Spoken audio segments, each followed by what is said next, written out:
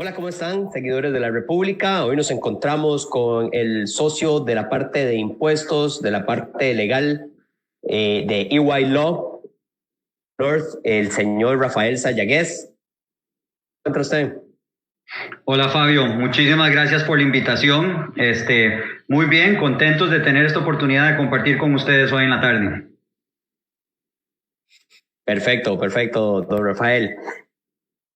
Interesante, y creo que los últimos prácticamente 10 años han hecho que el tema impositivo en Costa Rica sea muy llamativo, y está claro que el tema de la parte fiscal es todo un reto para el país. Me gustaría realmente saber cómo lo ve usted, si esto es un verdadero reto o no para Costa Rica.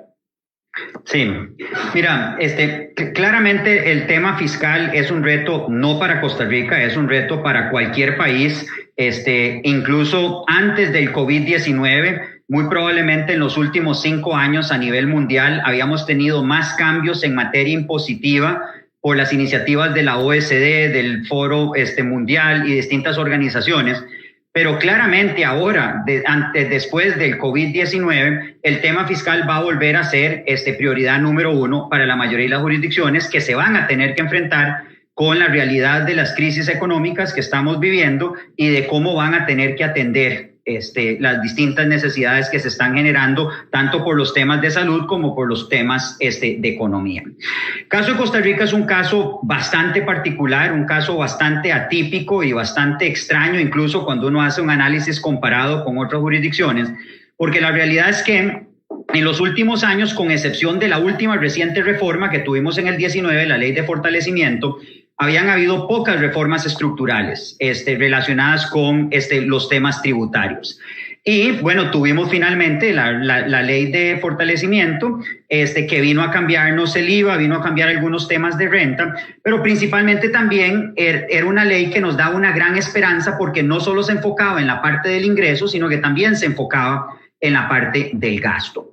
Y aquí tal vez me gustaría más bien empezar a decir que no es un problema en materia fiscal en Costa Rica, a diferencia de lo que muchos creen, y es, en Costa Rica el problema no es la falta de impuestos, ni es las tarifas o las tasas que cobramos. De hecho, Costa Rica en este momento es un país que está catalogado por el Banco Mundial como uno de los países más caros del mundo, desde el punto de vista de costo tributario, pongamos de lado costo de vida, pero desde el punto de vista del costo tributario, Costa Rica es un país tremendamente caro, incluso en comparación con muchos de los países miembros de la OECD, ahora que estamos en esta nueva organización. Y para ponerlo en perspectiva, nosotros en este país tenemos un impuesto que grava a las empresas del 30%, después un impuesto que grava a los dividendos con el 15%, lo que implica que si yo soy el dueño de una empresa, voy a terminar pagando 40.5% sobre los mismos ingresos, que son gravados 2 veces a 2 niveles distintos. Pero adicionalmente, si aplicamos la fórmula que aplica el Banco Mundial, el costo fiscal tributario total en Costa Rica es del 58.3%. Porque no importa cómo queramos definirlas, las cargas sociales son al final de cuentas cargas tributarias. Y eso implica que cuando le sumamos eso a los costos que se va contra los ingresos de las empresas productivas, de cada dólar o de cada colón que yo genero, 58.3 centavos se van en pagos de impuestos al Estado. Entonces, claramente el problema de acá no es las tarifas o las tasas que estamos cobrando. Acá el problema principal es que desafortunadamente el déficit fiscal se está generando no por la parte del ingreso necesariamente, sino principalmente por el desbalance que existe en relación entre el ingreso y el gasto. Claramente hay que encontrar un balance perfecto, que no es perfecto nunca, que es entre la parte del ingreso, la recaudación, entre la parte del gasto público, y a su vez el tercer elemento del balance es buscando que haya una reactivación económica.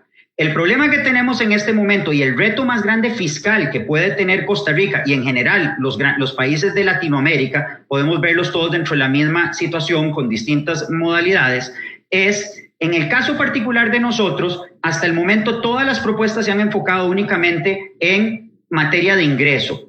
Y cuando pasamos la ley de fortalecimiento fiscal, la expectativa era que eso era un primer paso, para después supuestamente meter los otros proyectos adicionales relacionados con contención de gasto, con reestructuración del gasto público, con cambio del empleo público, y bueno, ustedes lo saben igual que cualquiera, que muy rápidamente después de que se pasó la última reforma fiscal, empezamos a ver poca atención en cuanto a los otros proyectos que seguían, e incluso, lo que es aún más preocupante, incluso vimos y tenemos la situación de hoy, que incluso entidades de gobierno se rehúsan a aplicar la regla fiscal y a cumplir con los estándares mínimos que se habían establecido en materia de contención de gasto. Entonces, claramente, la prioridad en este momento debería de ser y enfocarse en una reestructuración completa del gasto antes de empezar a hacer ningún tipo de discusión en relación a el ingreso.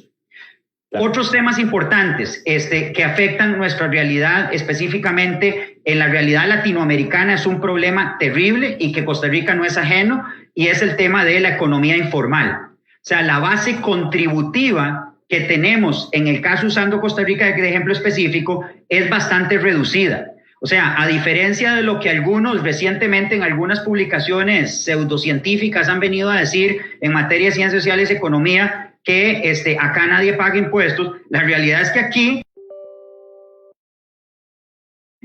los que pagan impuestos es un grupo tremendamente reducido y que paga el porcentaje más alto del total de la recaudación que se paga en este país. ¿Y eso por qué? Porque por un lado tenemos una gran parte de la población que está exenta de impuesto. Por ejemplo, si ustedes ven, en Costa Rica nadie antes de 830,000, 840,000 colones paga impuestos sobre la renta, lo que implica que un porcentaje mayoritario de la población no tributa del todo en materia de impuesto de renta. Y por otro lado, dada la situación de la economía informal, existe una base contributiva a nivel del sector productivo muy limitado. O sea que los que terminan pagando cuando se dan incrementos de impuestos normalmente siempre son los mismos, o más bien el incremento de impuestos incentiva que gente se salga de la formalidad para pasarse más bien a la parte de la economía negra. Esto es una realidad terrible en nuestros países, en los países andinos, incluso en economías grandes de la región como México. El tema de la economía informal sigue siendo un reto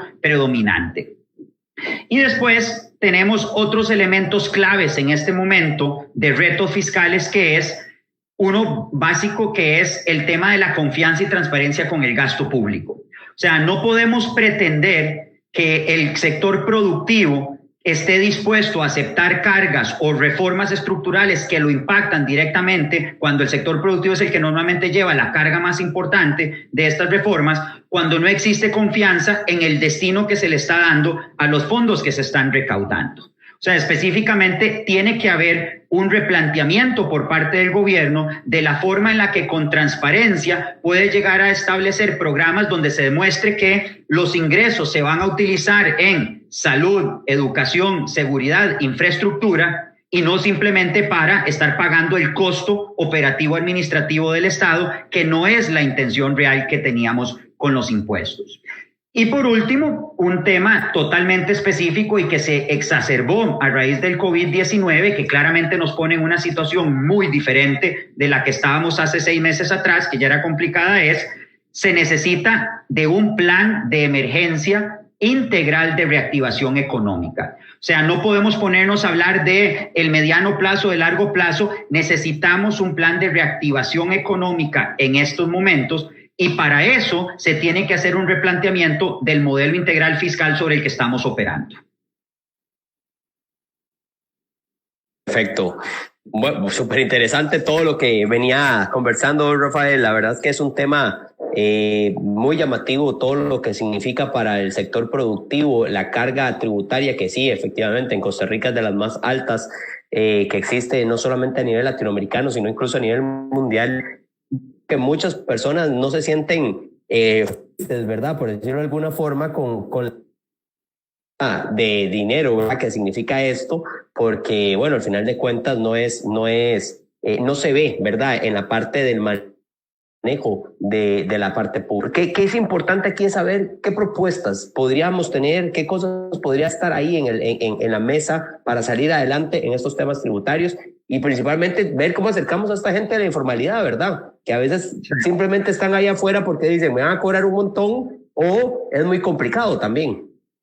Totalmente. Y ahí hay, bueno, vos sabés que claramente, como en todo lo que es la materia legal o la materia económica, siempre es sujeta a interpretaciones y cada cual va a verle el color, el matiz que quiere. Pero es una realidad que a mayor simplificación y a menor costo fiscal, más incentivo hay para que la gente se formalice, para que la gente entre efectivamente en un modelo de cumplimiento y sobre todo de contribución.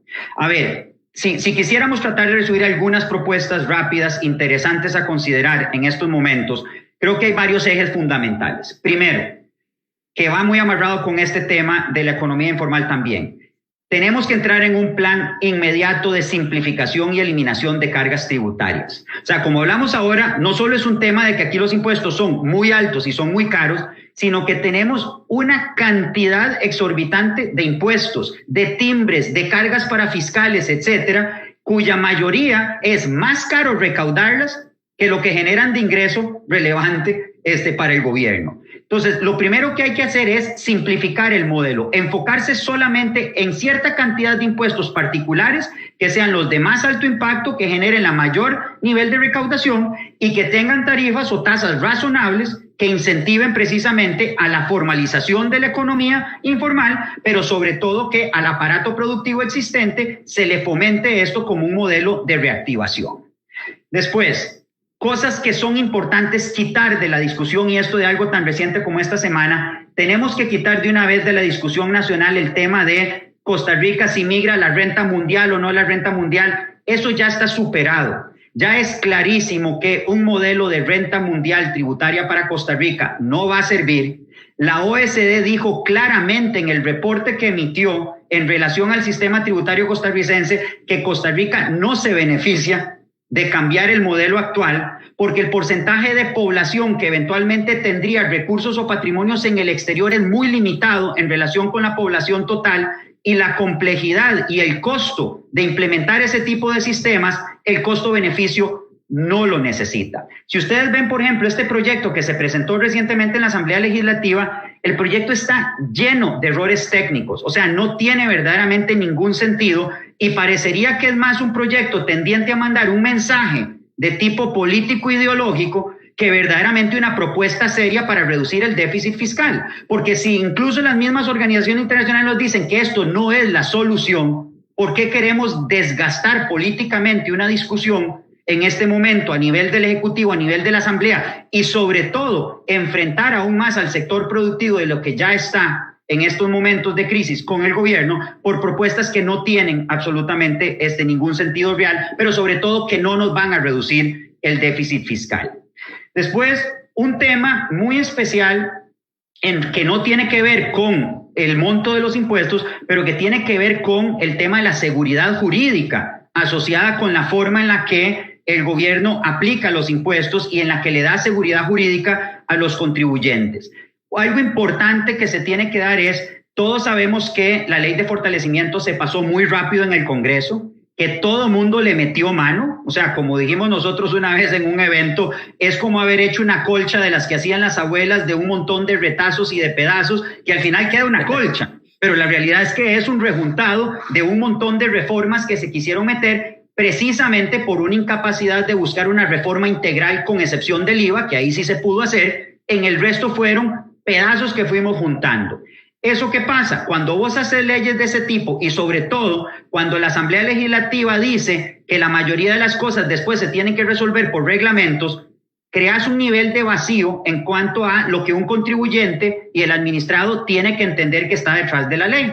Entonces es vital que la administración tributaria saque todos los reglamentos necesarios, tome posiciones sobre los temas que están en este momento ambiguos y que se defina claramente cómo es que se va a aplicar la ley.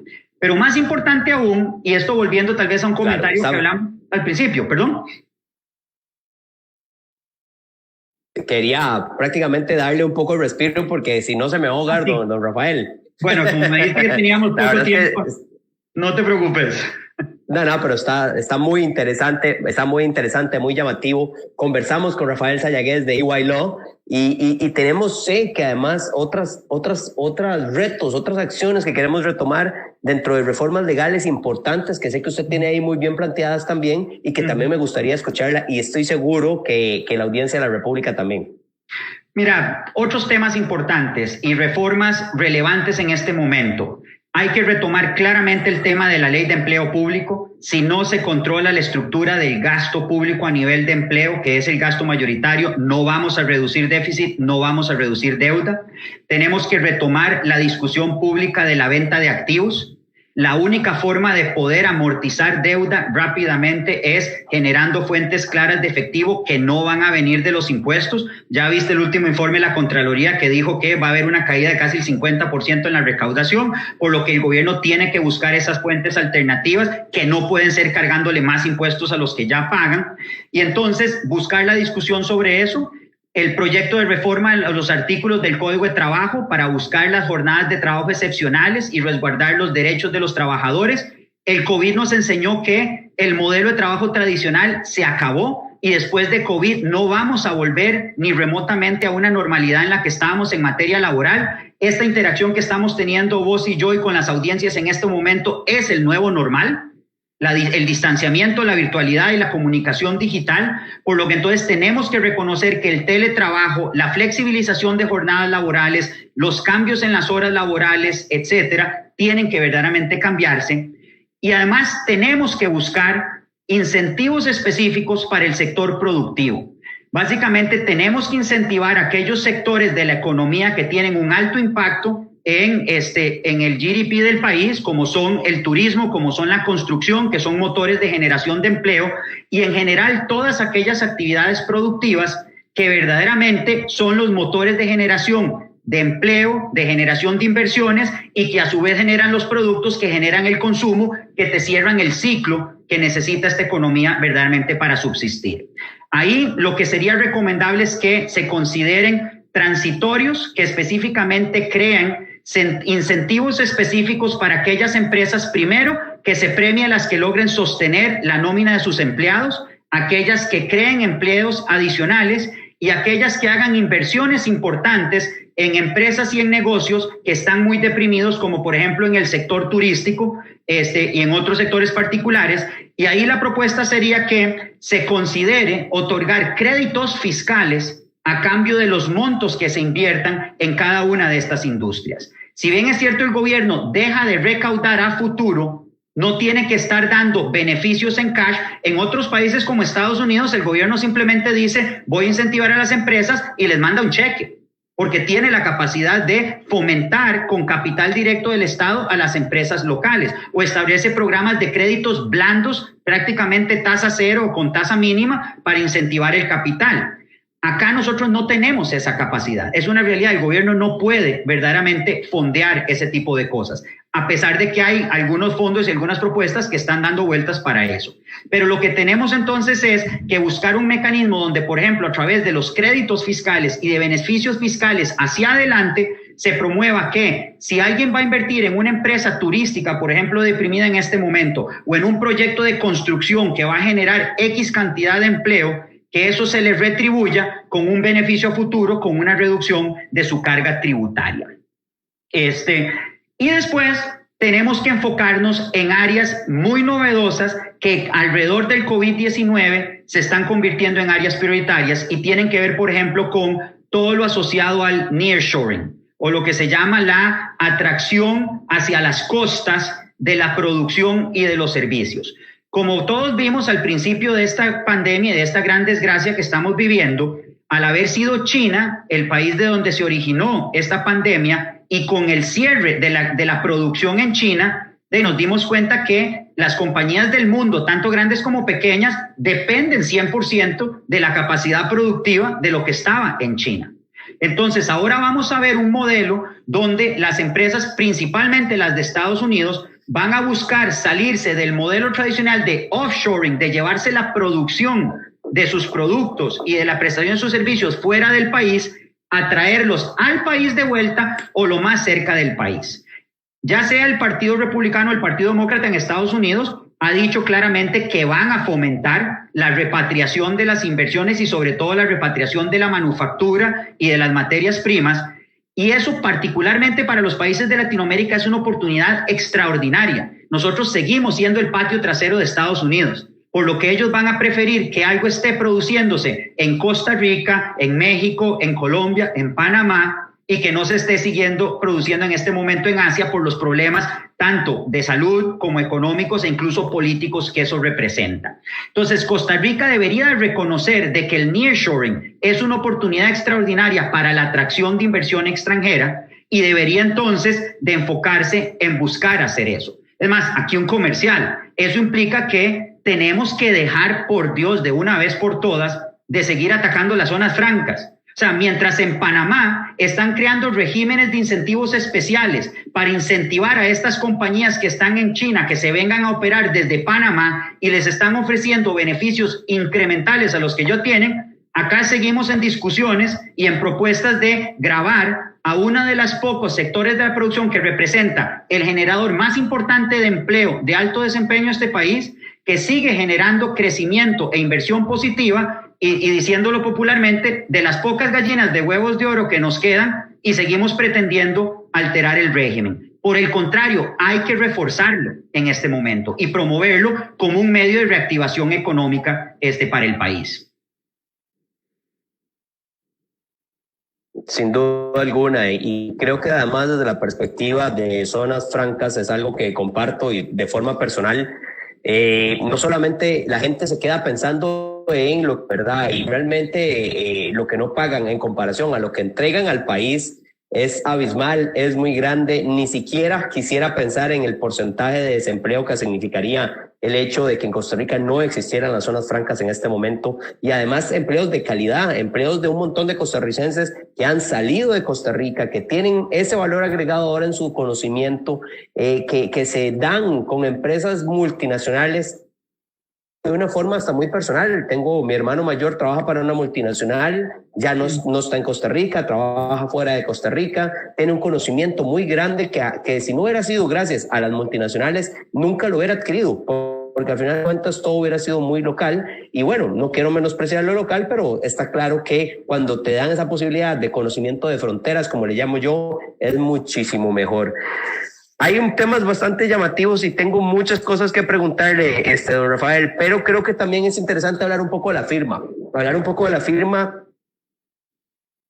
que se vienen abriendo ahora por el tema de la nueva normalidad, de todo lo que ha significado el manejo, las oportunidades y todo lo que se da ahora con el tema del coronavirus, porque no es algo que atañe solo a Costa Rica, atañe a todo el mundo. Y me gustaría mucho conocerlo desde la perspectiva de una firma como EY Law, que es y que tiene firmas en todas partes del mundo, y conocer un poco ese manejo de acciones y oportunidades que ven ustedes ahora en este 2020 y el inicio, como lo decía un día de estos también, de la revolución 4.0 industrial, ¿no?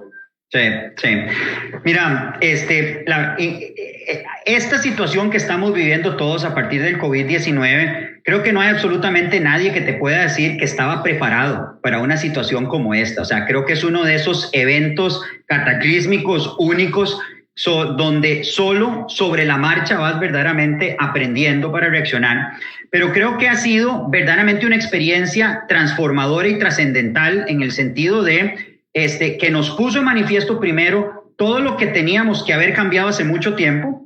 También nos demostró que aquellos que tomamos las decisiones correctas con tiempo y que habíamos ya enfocado un modelo de lo que es el concepto de la empresa resiliente, la empresa que se prepara para afrontar cualquier tipo de situación futura, iba a crear una diferencia abismal.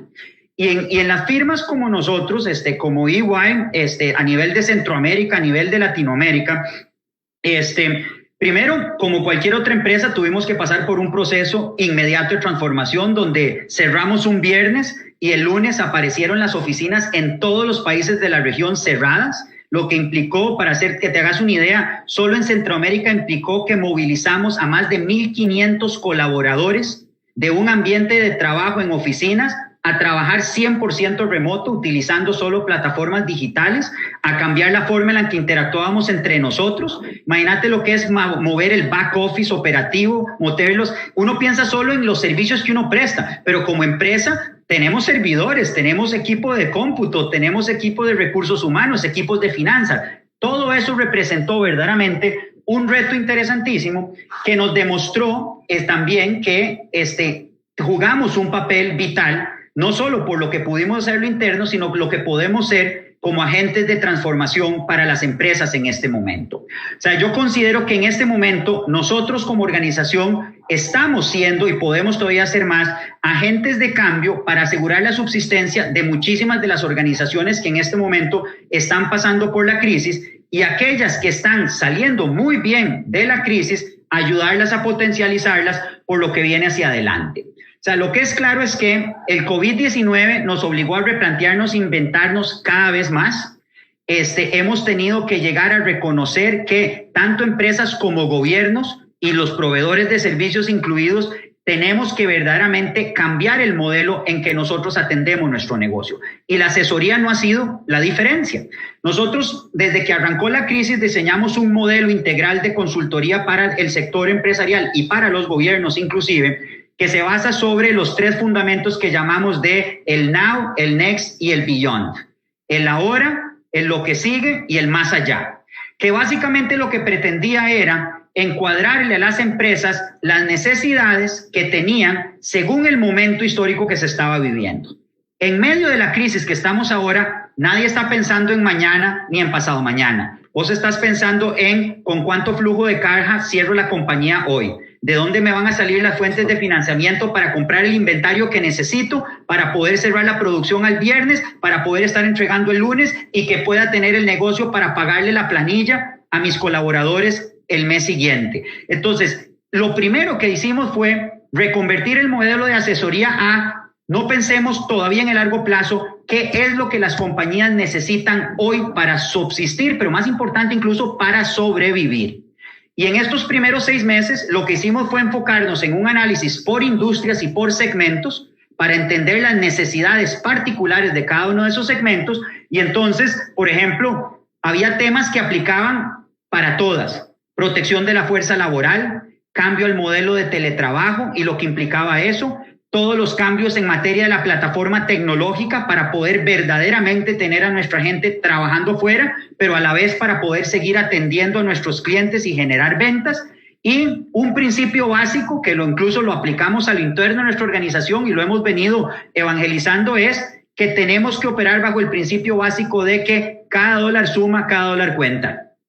O sea que el enfoque tenía que ser en la protección del capital de trabajo, del flujo de caja de las empresas, y eso implicaba buscar las oportunidades para reducir todos los gastos superfluos, proteger a nuestro personal, garantizar la seguridad de nuestro personal y de nuestra gente, de nuestros colaboradores y nuestras comunidades, y de replantearnos completamente cómo íbamos a manejar nosotros la relación con nuestros clientes. Entonces, claro, de ahí salen oportunidades en absolutamente todas las áreas que vos quieras ver en las que nosotros tenemos participación. En materia de impuestos, por ejemplo, todas las compañías tuvieron que de un momento a otro determinar cómo iban a hacer para entender y comprender todas las legislaciones y todas las medidas de COVID-19 que se estaban pasando en toda Latinoamérica.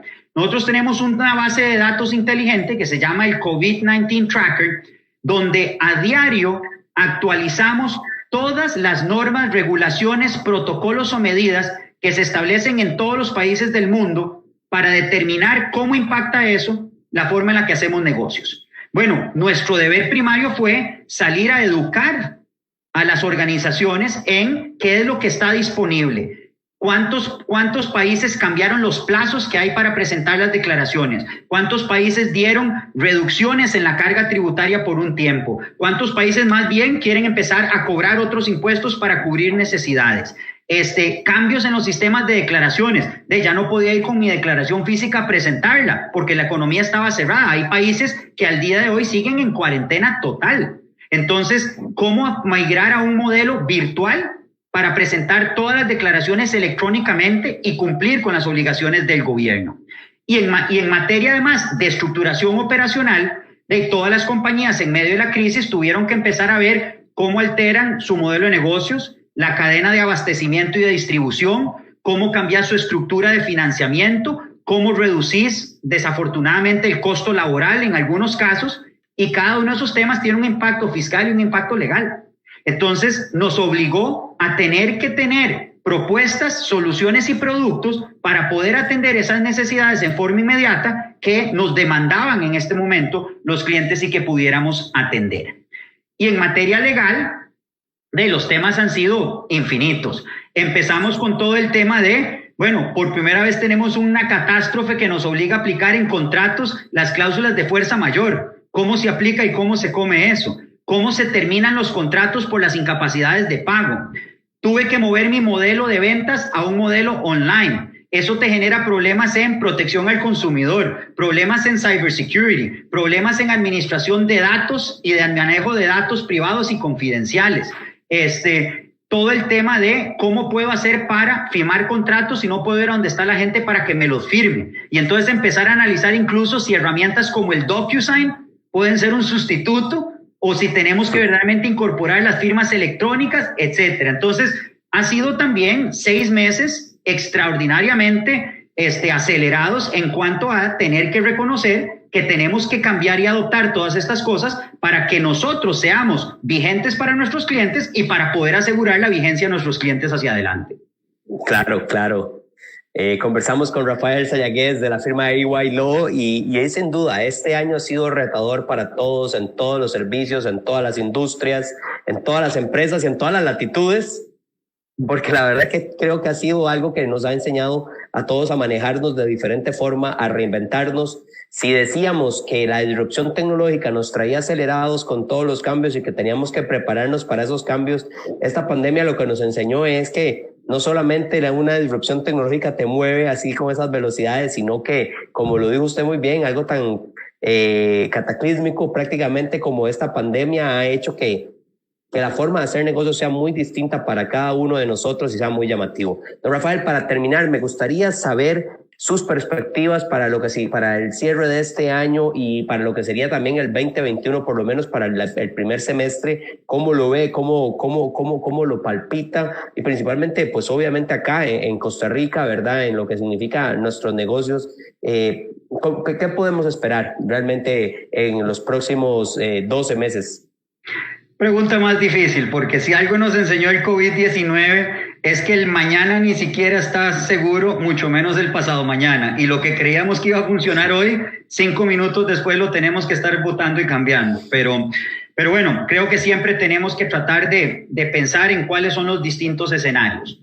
Algo primero importante que tenemos que reconocer es que la crisis que estamos viviendo alrededor del COVID-19 no es comparable prácticamente a ninguna de las crisis que hemos tenido en los últimos años. Es más, la crisis del 2008-2009, que resultó en una caída completa del sistema financiero mundial, de las bolsas, incluso esa que fue terrible con el impacto. Es más, si ustedes recuerdan, en Costa Rica que nos impactó tremendamente por la cercanía que teníamos nosotros con los negocios inmobiliarios, con Estados Unidos y otras, al final de cuentas fue aislada, encapsulada y afectó solo ciertos sectores particulares que, aunque tuvo efectos en otras áreas de las industrias y de la economía, se logró mantener. Esta pandemia afectó absolutamente a todos los sectores, a todos los países y a todas las poblaciones por igual.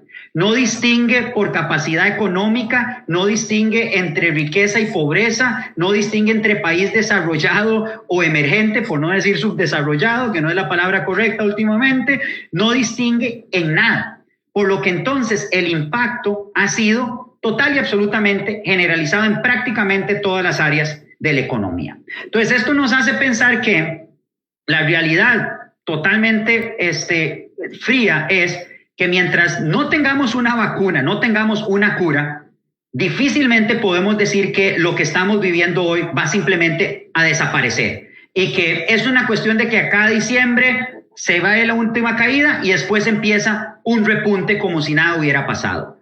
Lo que es claro es que lo que antes era no va a ser igual y que vamos a seguir viendo cambios importantes hacia adelante. Entonces, yo lo primero que te diría es que para el año, para claramente vamos a seguir viendo una situación muy complicada para el cierre del 2020. Todas las economías siguen en caída libre. Hoy, por ejemplo, salieron noticias nuevas sobre México, donde ya está en este momento la economía más importante, una de las 2 más importantes de Latinoamérica, está ya está a niveles de depresión económica. más fuerte incluso que lo que pudo haber pasado durante las últimas depresiones que han existido. Y el resto de los países siguen teniendo caídas importantes y una proyección de caída en el crecimiento económico al cierre de año. Si lo llevas al plano nacional de Costa Rica, aquí, aparte de la crisis, tenemos el déficit fiscal, tenemos la negociación con el Fondo Monetario y el tratar de poner a todo mundo a negociar en una mesa de diálogo real, no como estas discusiones de ir a presentar en 5 minutos ideas a un gobierno, sino diálogo verdadero para encontrar soluciones. Y el 2021 yo creo que tenemos que ser tremendamente conservadores. Es difícil pensar que va a ser un año donde va a haber un cambio violento de las tendencias que estamos viendo. Incluso si ya hay una vacuna, la realidad es que la vacuna no nos va a llegar a nosotros de primero en Latinoamérica. Va a durar su tiempo en llegar a nosotros, en que verdaderamente podamos tener un nivel de inmunización que entonces reduzca el riesgo de contagio a un nivel donde ya sea simplemente una enfermedad más, como cualquiera de las otras que tenemos que lidiar. Y entonces es de esperar que vamos a seguir teniendo una economía lenta. Claramente, industrias particulares como el turismo van a seguir siendo afectados desafortunadamente para nosotros en el país. Va a mejorar porque se van a incrementar los vuelos, se va a incrementar el tráfico internacional, pero claramente no podemos pretender que vamos a volver a los índices de X cantidad de millones de turistas en los que estábamos antes de todo esto.